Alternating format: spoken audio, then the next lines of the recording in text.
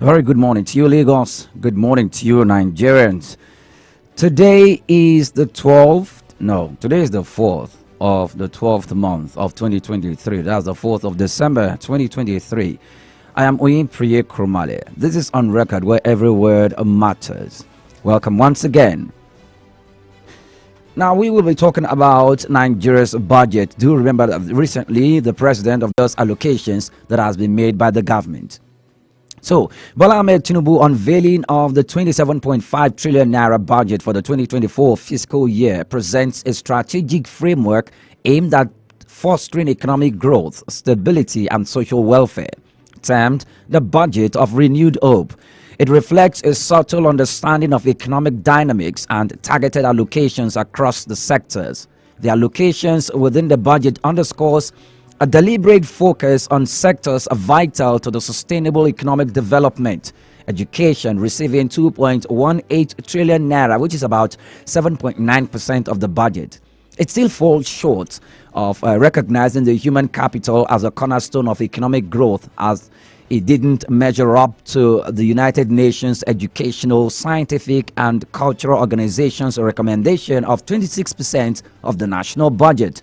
Though investment in education infrastructure through allocations to the Federal Ministry of Education, Universal Basic Education Commission, and TED Fund suggest a commitment to enhancing the quality of human resources, potentially fostering the long-term productivity gains and innovation.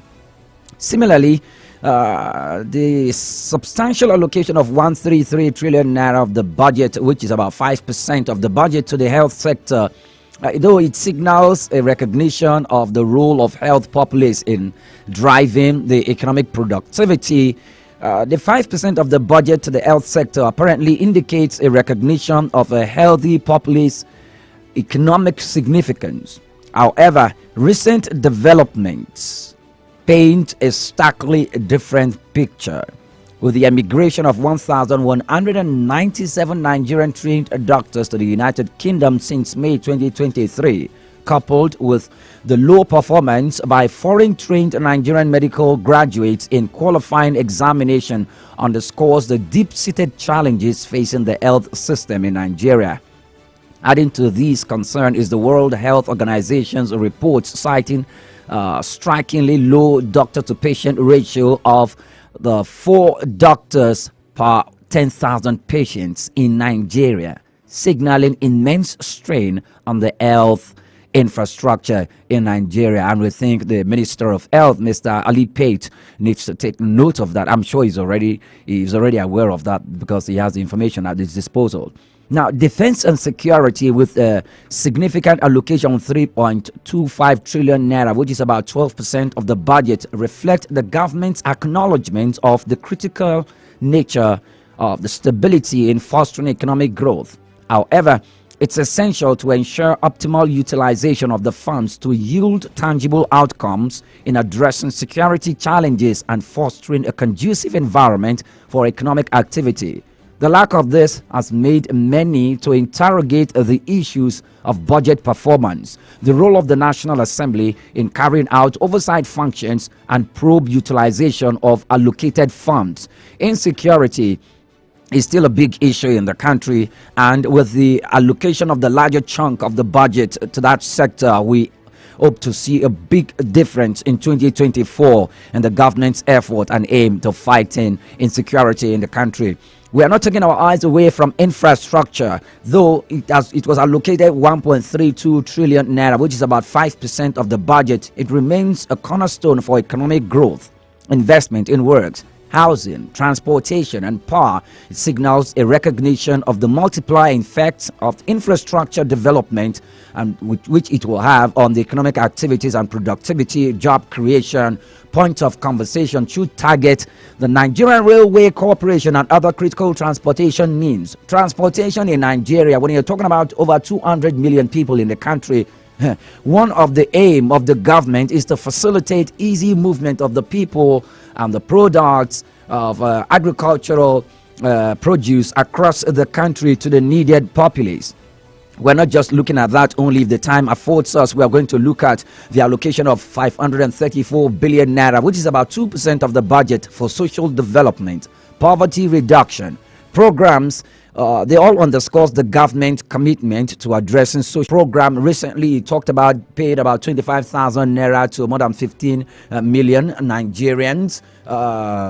Yes, in order for it to provide a subtle or a soft landing by way of the hardship imposed by the fuel subsidy removal and other economic policies that the government has made that is, having a biting effect on the life of Nigerians. A critical consideration also lies in the efficient and transparent execution of these allocations to ensure their maximum impact on the Nigerian economy. Yes, the success of the budgetary allocation in driving economic growth and socio-economic development hinge on the prudent fiscal management, effective implementation, and the monitoring mechanism to track the efficacy of expenditure in achieving the set objectives.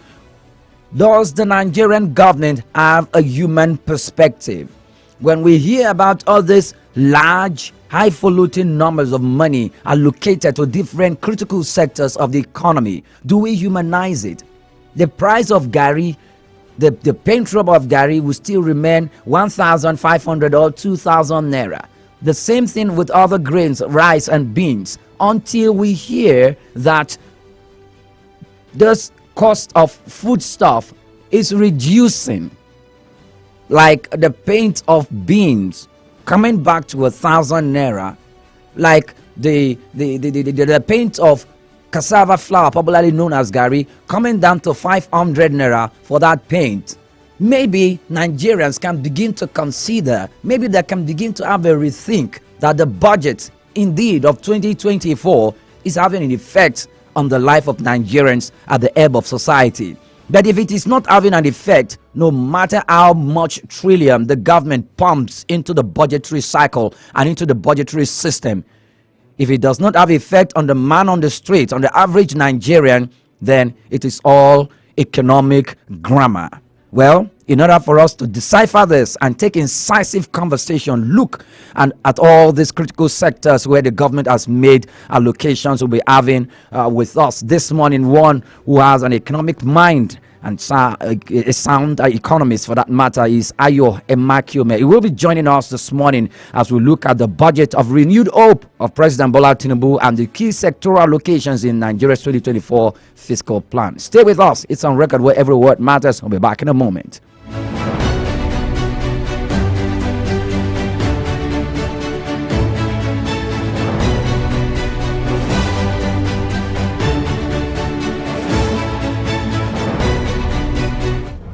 If it's public opinion, expert analysis, information that matters to you, we have it on record. Mondays to Fridays, 9 a.m. on High Impact 102.1 FM. Call us 0700-1021-1021. WhatsApp 0907-224-5018.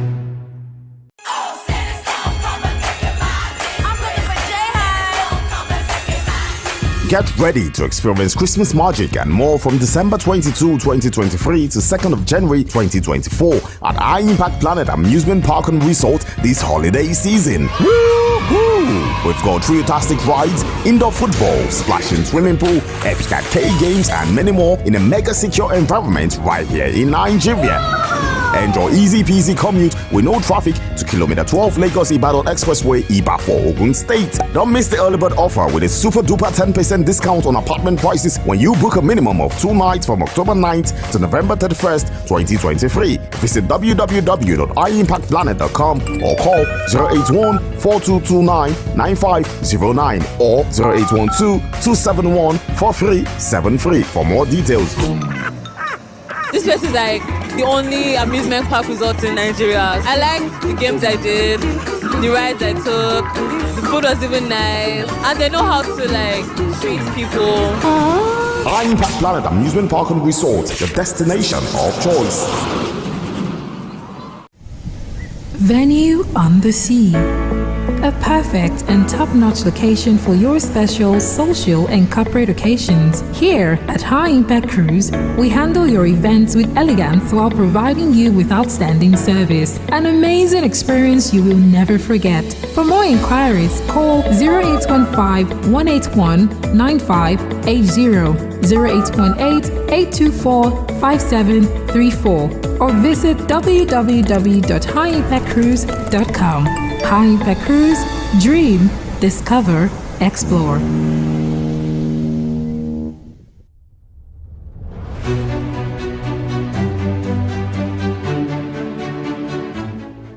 A very good morning to you once again, and welcome to On Record, where every word matters. I told you earlier on we'll be talking about a budget of renewed hope of Mr. President Bola Ahmed Tinubu. We will look at it from the key sectoral allocations in Nigeria's 2024 fiscal plan. And my conversation this morning is with Ayo Emakiome. He is an economist, a sound one at that, and we'll be having him this morning via phone call conversation. Good morning to you, Mr. Ayo Emakiome, and welcome to On Record. Good morning. Thank you for having me. You're very much welcome. Now, Mr. Ayo Emakiome, I know you and your colleagues, your professional You have colleagues. 1 minute. Your professional colleagues. So, I know you were waiting for the budget of renewed hope to emerge for 2024, because I remember vividly the previous time we were speaking with you, you alluded to the fact that the current budget that the current administration is running with was an inherited budget from the previous administration, that the government will have a full hold of the budget of 2024, where it will look at the sectors and consider where to allocate what for maximum utility of the funds. So let me ask you, and let us start from the education sector. Giving substantial allocation of 2.18 trillion naira to education in 2024 budget, how might this strategic investment in education, infrastructure, maybe human capital development contributes to Nigeria's long-term economic growth? Are you there? Okay. So we were talking about the monies allocated to education, and recently I could remember vividly when the previous administration, it's as if it's almost a trend in Nigeria, where in Nigeria, if education, or will I say, if the academic staff union of universities do not go on strike for a year, will I say a year? Probably a year is too much. 6 months. Or if any government who is on the saddle of power at that moment in time does not get a warning strike action, a warning industrial action for 3 months since he took over office, then we can say maybe something differently is happening. That every government has had a dose of it. Are we talking about Obasanjo's administration that came in during from 1999 to 2007, or about Yar'Adua's administration, or about Goodluck Ebele Jonathan's administration, or from our president Muhammadu Buhari's administration, where he came in? The Academic Staff Union of Universities, the Nigerian Labour Congress, sometimes in sympathy, will go on the protest, calling the attention of the government to intervene in Nigerian academic and education matters. But in Tinubu's administration, we recognize that even before the elections, one of the programs it put forth into the face of Nigerians that it was going to do, or it was going to carry out as a way of, putting up policies to reform the education sector, is student loan. And that conversation, though it seems as if it has simmered away from public domain, but it's still in the fore of our conversation. And most especially when we look at the sectoral allocation of the 2024 budget, we saw education coming out again, even though it did not meet up with the 26% as a recommendation given by the United Nations Education and Social Organization, a scientific organization. We know that education is plays a critical role in the Nigerian in developing human capital for the economy. And so thank you very much once again for joining us, Ayo Emakume. So let me put it across to you. How do you see the 2.18 trillion naira that was that the government has allocated to the 2024 budget in education? Do you see a difference? Do you think we will utilize this to give us a different outcome from what we've been experiencing in the tertiary education space in Nigeria? Well, the truth of the matter is that yes, it's a 2.1 trillion value of spending on education is higher than what we what we had gotten for last year. Okay, that's for we are still in 2023 for what we had gotten for 2023. But the challenge there is that if you see the breakdown, part of it goes to TED Fund. Yes. Part of it goes to UBEC. The breakdown is not encouraging. Although now that's their proposal. So what I would say is let's wait till they announce the they said from next year, universities will be granted autonomy. That's what I'm going to. So let's see how they want to do it from that time, because that will also have a significant impact on how the education funding, that the education budget will go. But I am assuming that's why a significant portion goes to the University Development Fund, that's the TED Fund, while the rest is spread across the education sector. Because of these, their plans. But until they announce it next year, I would not be in a good position to fully say this is how good or how bad education spending is. The only significant fact there is that the amount allocated for education in the whole budget is high at 2.1 trillion. But don't get excited. As of last year, the allocation for education, and this year the exchange rate has gone much higher. Okay. So if you convert it to dollars, the amount being allocated to education is actually lower, just like the actual budget is lower than what it was last year. Sorry, please, let me interject you. Sorry, Mr. Ayo. Now, we talk about conversion to dollars. I'm going to hold that aside because I'm going to visit that conversation again. However, you made a comment that from next year we will be talking about autonomy in the education sector. Now, please. Yes. What's your understanding of giving autonomy to education in Nigeria? What are the factors that might come to play? Okay, my understanding of autonomy to education is what is happening in the telecom sector, where the NCC provides guidelines and then steps back. Their only job is to ensure that those standards and policies are adhered to.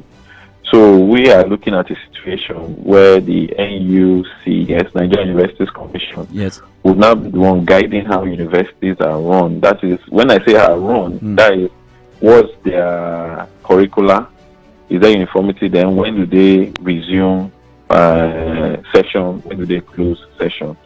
Do we still have 1, 2, or 3 semesters? All those basics. But once the basics are taken care of, every other thing. Does it have financial implications? Does it have financial implications? Yes, it has financial So let's talk about the financial implications. Okay, the financial implication is that presently universities are guided as per what they charge as school fees, how they collect it, which everything is supposed to go to the central system. Then from there, the government now funds the university in terms of salaries and running expenses. Okay. But now, if they are granted autonomy, no, this is not the government talking. This is my understanding. Okay. The universities can now decide who they pay and how much they pay that person. They can now decide how much they pay as school fees. How much they collect, not pay as school fees. Okay. From each person. All right. But what is done in other countries when this is done, when universities have autonomy, is that government does not fully handle. Sorry, Mr. Ayo Emakume. Just give me a moment. Let's call you back. Let's call you back. It's on record where every word matters. We'll be back shortly. Do stay with us.